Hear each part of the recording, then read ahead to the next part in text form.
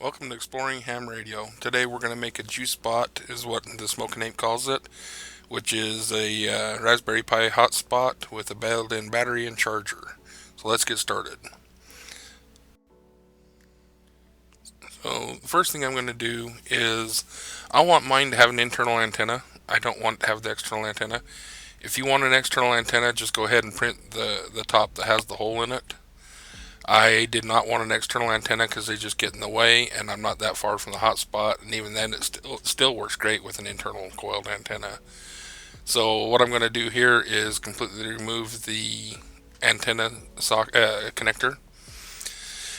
It's a double-sided circuit board, so you can't just use a solder sucker or anything like that, solder braid or anything, because you'll never get the solder all the way out because it's such a tight fit around the holes. So what I'm going to do, and it's going to look disgusting, but it works beautifully, is completely load that thing up with solder so that I can melt all 5 pins at the time, 4 are grounds in the center. I don't really care if I melt the center of the connector because I'm removing it. I'm not planning on using it again. It's just going to go in the trash. So if you overheat that, that's fine, but I'm not overheating the board because you can tell it's solid brass connector. And this takes a minute. I ended up having to turn up my soldering iron a little bit. And if you get all 5 pads heated up, it'll just fall right out, as you'll soon see. It's going to pop out here in just a minute. And then you can just clear off the solder after that, and you're good to go. And so I'm pushing on the pins a little bit, waiting for you. Got to heat up the solder all the way through, and there it just fell out, and the solder fell through. Nothing shorted. Just clean up a few pads, and then that's good to go, and that's done.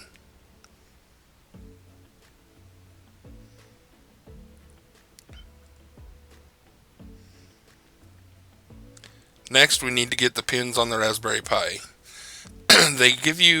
They're broken up like this with nothing in the middle, so that if you have pins in the middle on the Raspberry Pi, there's a chance it can short to the display. So what you can do is, if you already have a Pi with the pin header all the way across, you can go ahead and just trim those really flush, and for safety's sake, just put something in between the pins and the display on the hat pins, and it'll keep them from shorting out, and you won't have an issue. That's the main reason they do it this way. So what I did was I put the pins inside the connector, slid the Raspberry Pi in place so they'll actually sit flat. I tack 2 pins, and then I'll take it out and I'll solder the rest of the pins after I've removed it from the hat. And there's a million ways to get into the same place. This is just how I do it. This is the way I like to do it because I like things to lay flat. So you probably didn't notice I was holding pressure when I first started with my finger to keep the board completely flat and level with the other board when I attacked the first few pins. Greatest helping hands in the world is blue tack. I don't use my blue tack for anything but basically this. My wife steals some once in a while to help put up pictures that she's drawn. But for me, it's for all about soldering. The thing you got to watch, and you got to replace it once in a while, is if you get little pieces of metal in there or little blobs of solder. Sometimes they can get stuck to the board. So when your blue tack gets dirty, chuck it and buy some more. It's cheap, but it makes the greatest helping hands. And so now I'm just going through and I'm soldering all the pins on the connectors, and then I'll flip it around and I'll do the same for the ones on the other side because it's easier for me, being right-handed, to hit the right pins on the outside, and then I'll flip it around so the other pins are basically on the outside closest to the soldering iron, and then I'm not hitting the first row of pins while I'm trying to solder the second row of pins, if that makes sense.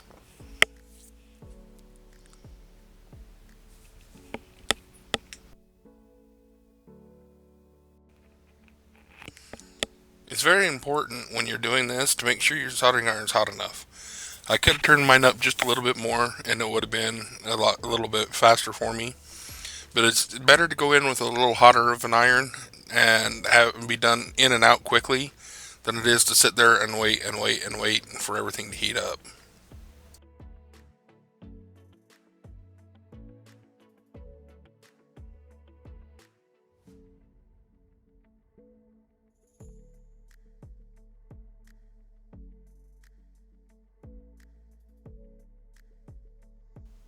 Okay, now that we've got those soldered in, now I'm going to tin the positive and negative pins that they've added on the new Raspberry Pi Zero.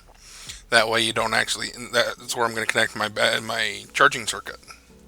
Well, it's a charging circuit and buck converter that'll and charging circuit all in one. It charges the battery, it brings it up to 5 volts, and supplies the power. As you can see, I didn't have the pins in right, so I had to go back and fix that. But now it's all together. Sorry for it being off the screen. But now we can go ahead and put it in the case that we printed, and it fits beautifully. And now it's time to assemble the rest of it. So let's go ahead and get that going here. So you got your case. Now what we're going to do is we're not just going to slap it together. We are going to put it in, and this is where we're going to start doing up the battery. And then after the battery, we'll do the charging circuit. I'm screwing it down to make sure, it is where it is, and now the screw holes are working, all that stuff, because this was a prototype originally.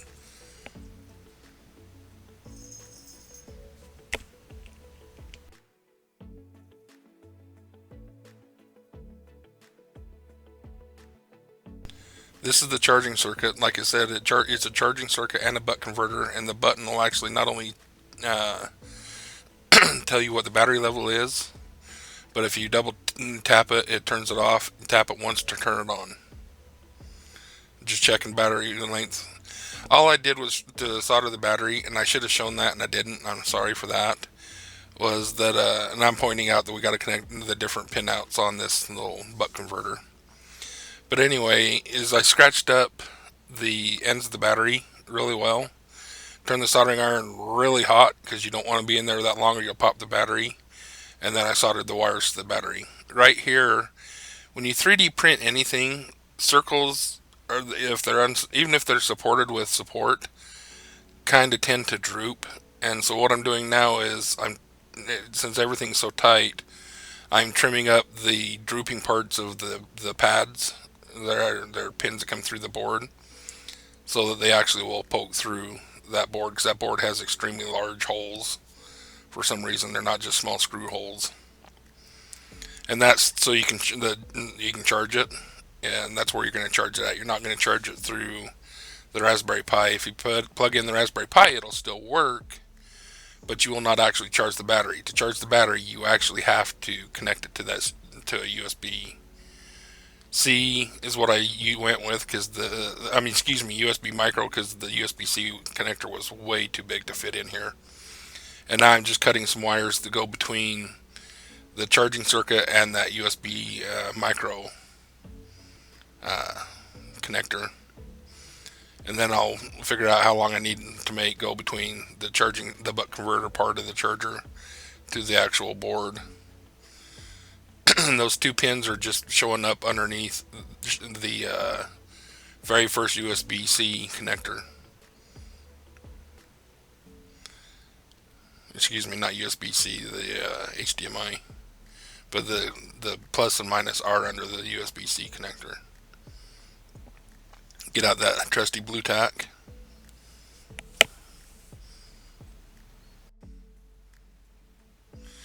The charging step-up board I'm using has 7 inputs. You have the charging, ground to the battery positive, ground, voltage out, and then there's a key. And what the key is this the exact same as the pushing the button. So if you actually wanted to run a button off somewhere else, you could do that. But in this case, I just put a pin right above the button that you can push down on. You have to need the blue tack sometimes to get it to stick to everything, and that's what you saw me doing a moment ago. Was just kneading it, kind of softening it up, and then as you can see, everything's sticking to it. And so I'm going to solder in the wires now. I know you can't see it. I wish I should have zoomed in, but it's just like soldering on anything else. But you just need to make sure and as you can see, I shorted it, so it turned it on. I should have not have had the battery connected for this stage, but I did. Foolish me. Solder your wires first and then solder on your battery afterwards. But As you can see there, I'm checking because the labels are on the back, so I'm making sure I'm hooking them up to the right pins. Because I should have just brought it up on the screen so I can just look up and see it, but I didn't.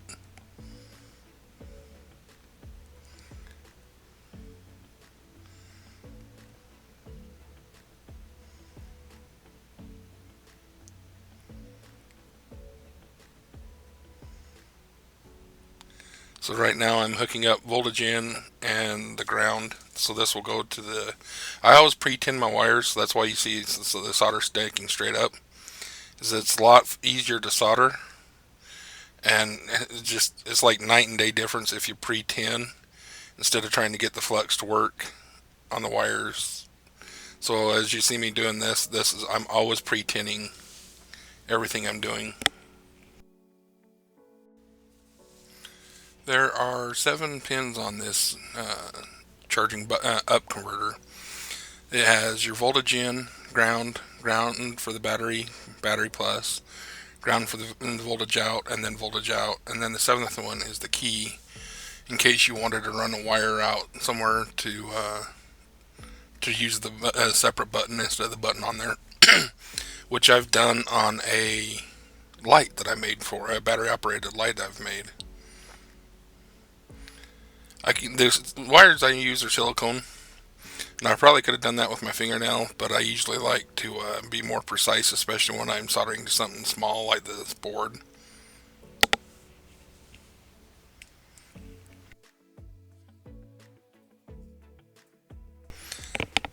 I had to clean the soldering iron, so I had to put a little solder on there with a little flux and then scraped it on the scraper.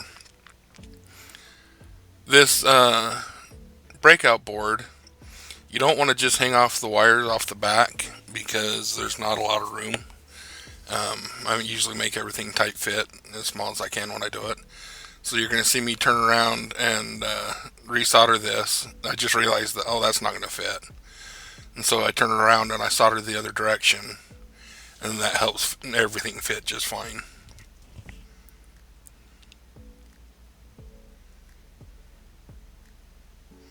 Get that ground in place. I should have left the battery until the very last, and I didn't. I should have. The what I should have really done was there's some RC connectors for like micro whoops that would have been able to handle the small amount of current that this takes. And that way I could have. Here I'm pointing out the 2 pads you need to solder to. Anyway, that way I could have had the battery so I could disconnect it and reconnect it at any time I wanted to. And in future builds, that's probably what I'll do. I think that's what I did on my original build, but I just didn't do it on this one. Again, pre-tinning the wires to make the soldering easier. Then the positive goes to the top pad and the negative goes to the negative pad, or the bottom pad. You can double check that at any time just by going to Google and Googling it, because Google is your friend. So it's on, no smoke, did a good job. Next we'll put the hat in place and make sure that works. And just checking out, make sure all the solder joints are good. Contemplating the universe apparently. Actually, I'm just checking it over to make sure everything looks good. No stray solder blobs from soldering or that type of thing. Get that hat in place. Make sure that you line up the pins right. So you're going to see me do several times, because if you notice at the beginning of the video, I had it misaligned. Sometimes getting those 2 sets of pins to go when they're separated like that are kind of a pain in the butt. But here we go. Got power. Everything's golden. Ready to move on. You're going to see how it fits in the board or in the case.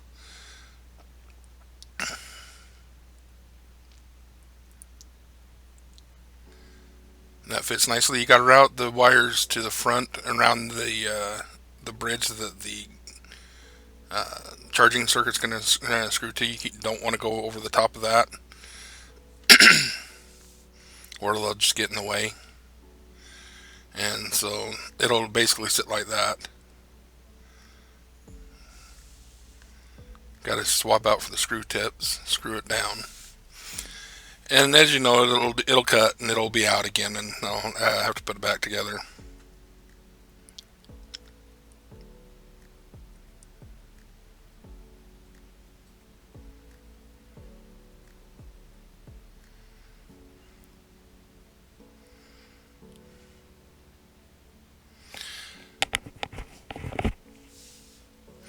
This is Gorilla double-sided sticky tape. This stuff is wonderful. Once stuck on and given a day or two to really adhere, it doesn't come back off easily at all. You get a little bit of working time, but once that actually, sets up and does its thing, it really sticks. I've had one of these going for a year, and that board still hasn't moved.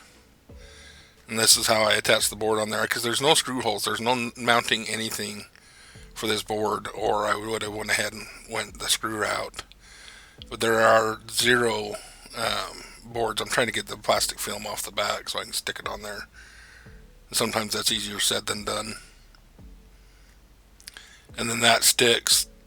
Push it all the way forward, and then just stick it onto that piece that's sticking up. And then the battery swings over. And then the last thing will be to put that in place, which is kind of a pain, I gotta admit. I probably should have started with that and put that in place first before sticking the board on, and it would have been a little bit easier to get a screwdriver in there.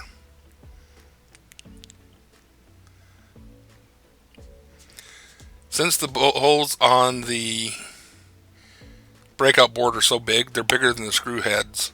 I basically made just a small piece that will basically sandwich the board between it. You can see it there. It's just a small piece.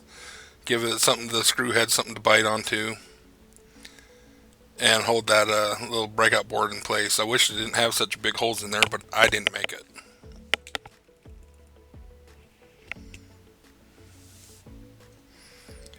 Gotta swap for a smaller screwdriver tip, because these screws are a lot smaller. So much for magnetic, right?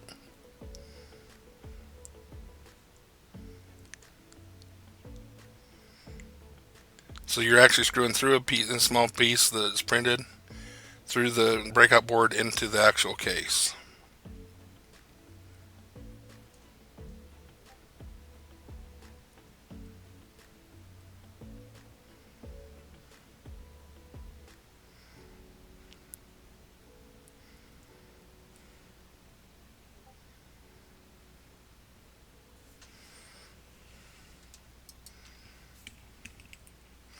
Getting that last screw in place.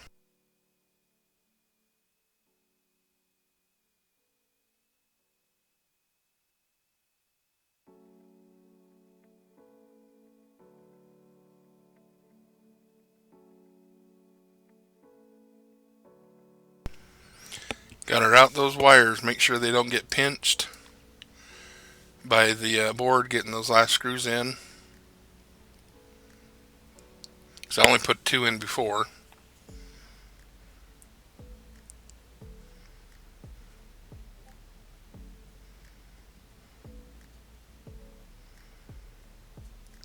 And again, make sure you line those pins up. You don't want to have them misaligned and let the magic smoke out when you turn it on. Now, I'm not guaranteeing you'll let the magic smoke out. It might not do anything. I didn't want to find out though, because the hats can be a little pricey sometimes if you get them off Amazon.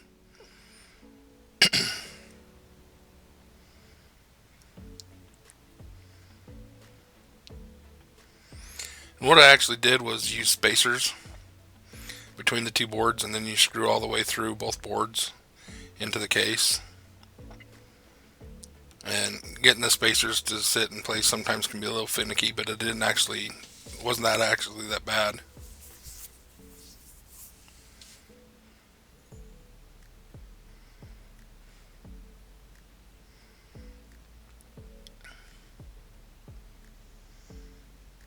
Power it on. So that looks good. Now it's time to put the antenna and build the antenna and solder it to that center hole. It's been so long since I actually shot the video, I apologize. I had that wire measured out, and I don't remember how long it is. Just do the math and figure out how long you need for a quarter wavelength. It will end up being a lot shorter because you're going to wind it, and that changes everything.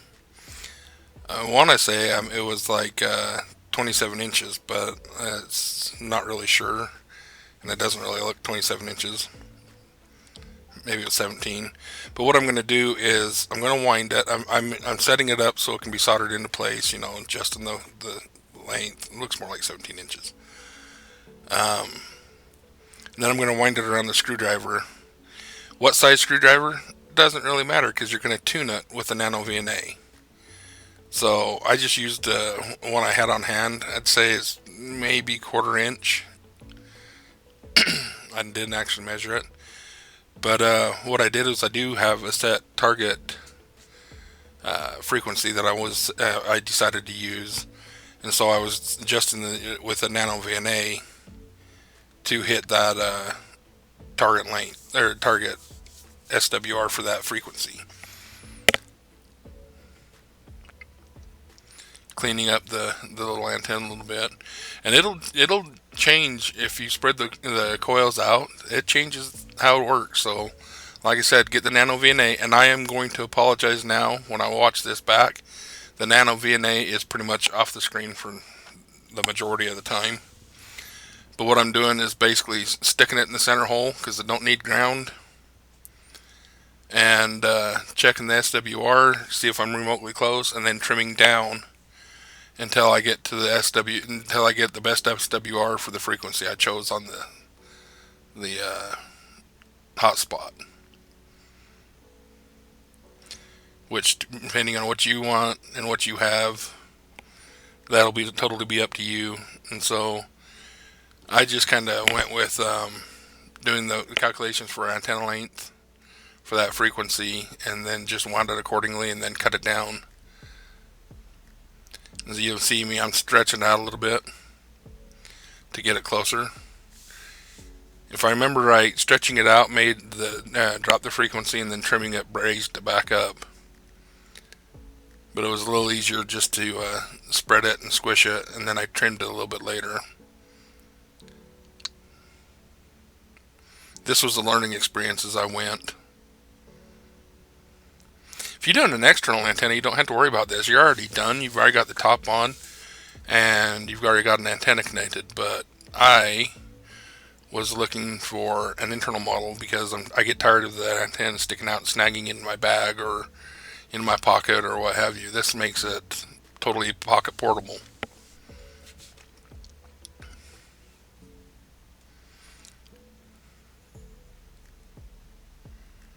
And right now, all I'm doing is lowering as you can see, it is slowly, barely on the screen. So I was just lowering to the point I wanted to see the SWR drop to. And time to trim just a little. Get some flush cutters in there.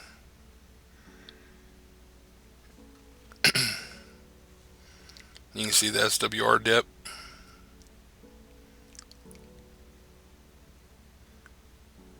It's not quite the frequency I wanted, so we're going to trim a little bit more.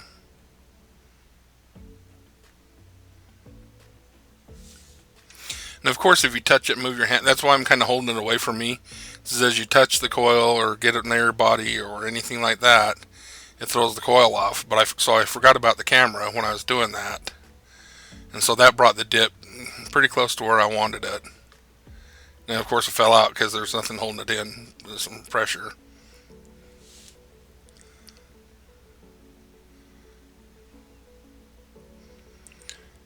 And I think I'm pretty much going with it. Oh, we got to trim a little bit more. Nope, I was wrong. I get persnickety in these moments where I want it to be absolutely perfect. It can't be just close.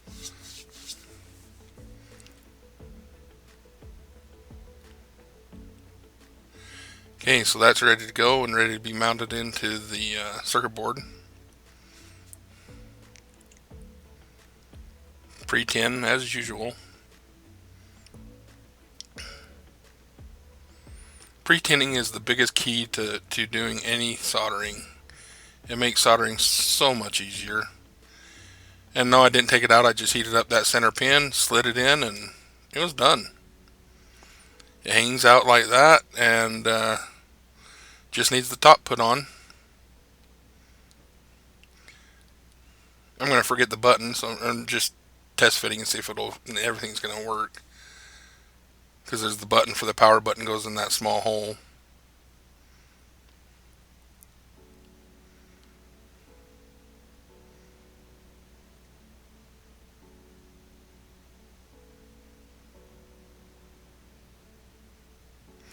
I'm actually looking for the little power button and the pieces I need to finish this. So how this holds together is you put the ends on, and there's 4 screws, 2 on the bottom, 2 on the top. And so those actually are what holds the top and the bottom down. It works out really well there. And I did a cutout for the SD card so you don't have to mess with it.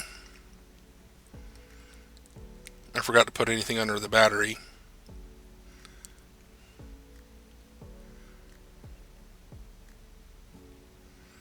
And when I'm cutting a little piece of double-sided sticky tape, again the Gorilla Tape, it works great.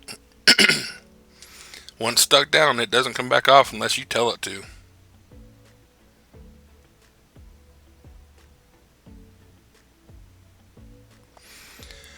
You can use button or buttonless or on the battery on the end.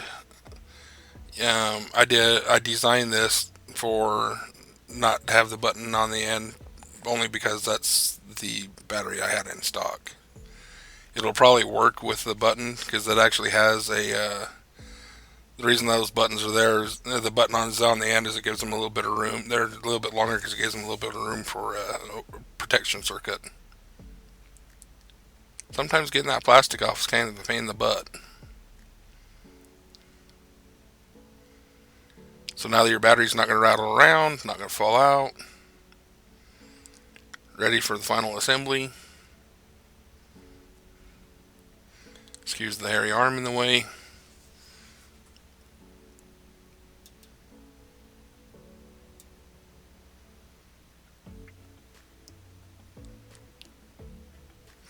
I honestly don't know what I'm doing here right now. I'm assuming looking for screws.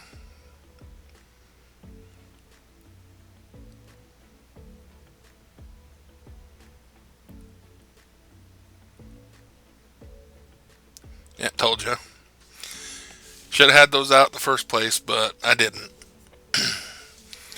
No, honestly, even if I would have got them out beforehand, I probably would have knocked them off the table and been hunting them off the floor. It's just the way things usually work out.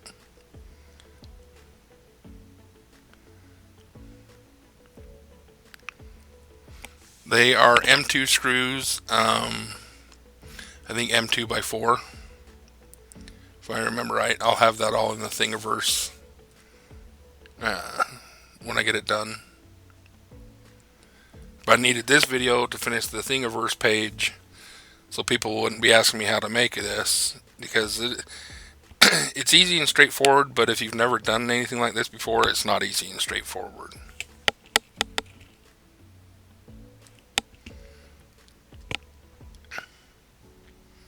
The top's easier than the bottom, just because, or even if you put the first set of screws is the hardest, because you got to hold it in place while you get that first screw in there. Then once you get the first screw in, the other 3 are a lot easier.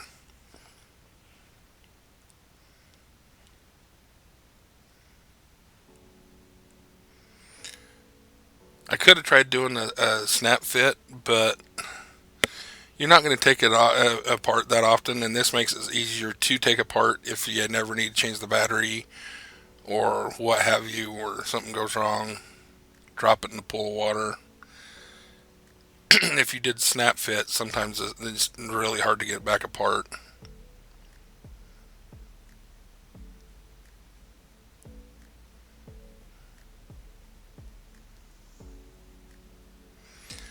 You can speed up past this point because it's just basically me screwing screws in. That's up to you though. Do not over tighten.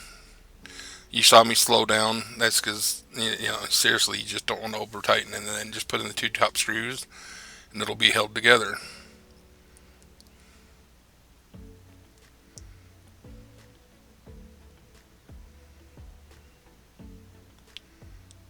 Lost the button, and I had to do a pause so I can go find it. If I remember right, I lost it so badly that I had to print another button. And actually, building this for my wife, that's why it's purple.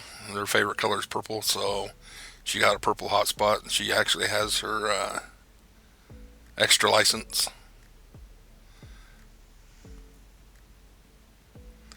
Here I'm getting a little bit smarter and pre-screwing the screws into the end piece first, just to make those first few screws a little easier.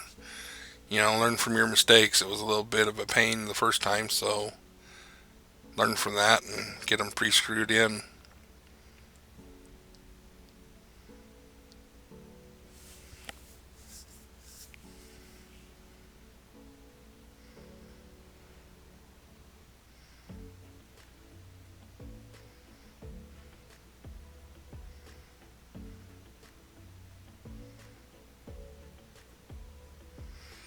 The screwdriver kit I got, I can put a link to it if I find it and it's still available. I got it on Amazon. It's a little higher price than some of the cheaper ones, but they're hardened steel, so that I've never stripped one of the ends out on this. I've stripped them a few times on some cheap stuff. And also where my thumb is a little button. If you push it, it extends it out about 4 inches.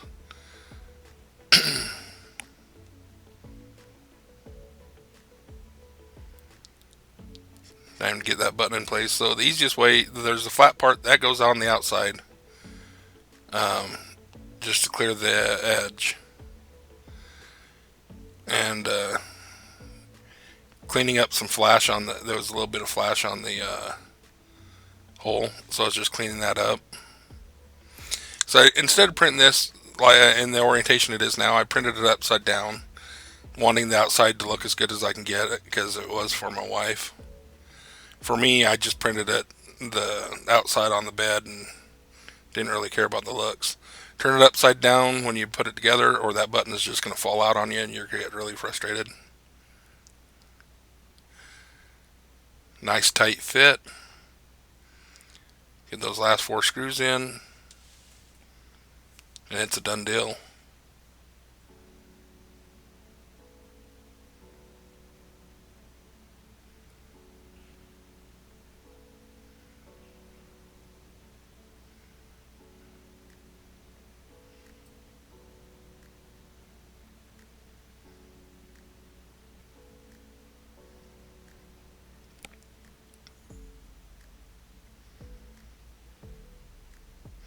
I also learned you can screw faster if you twist both hands. So one hand's twisting towards me and the other hand's twisting away from me, and you just get the screws go in that much faster. I forgot to pull the clear tape off, but luckily there's enough room that I was able to get it off. I know that drives some people crazy if you leave it on. To me, it's just no different than a screen protector. At least in this case, anyway.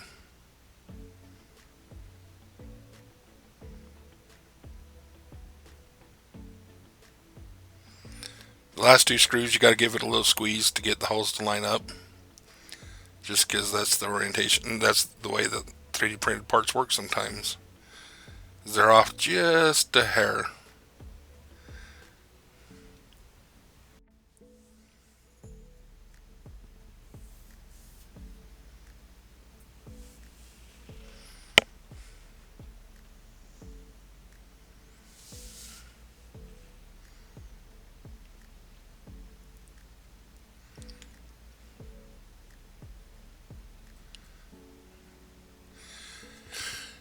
If I remember right, it was needed a little bit longer of a screw on that one.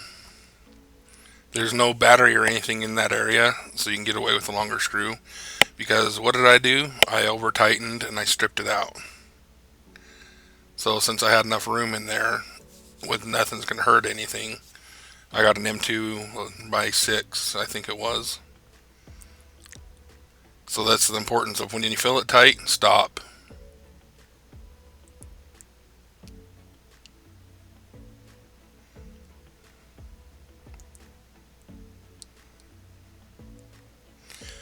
So I'm just loosening the screw a little bit.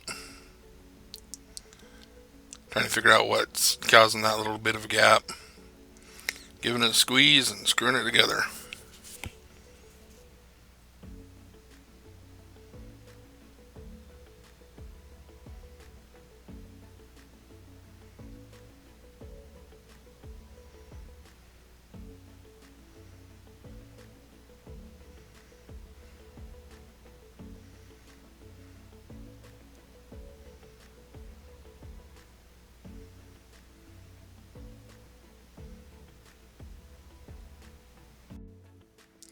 And there's the completed JuiceSpot. Go ahead, and now it's time to install the software on it to turn it into a hotspot and set up the hotspot part. And I hope you have enjoyed this video. If you have, go ahead and like and subscribe, and also check out exploringhamradio.net online to see other things about ham radio and projects I've done and helpful links to other places. I hope you've had a great day and enjoy your JuiceSpot and happy ham radioing. Thanks, 73.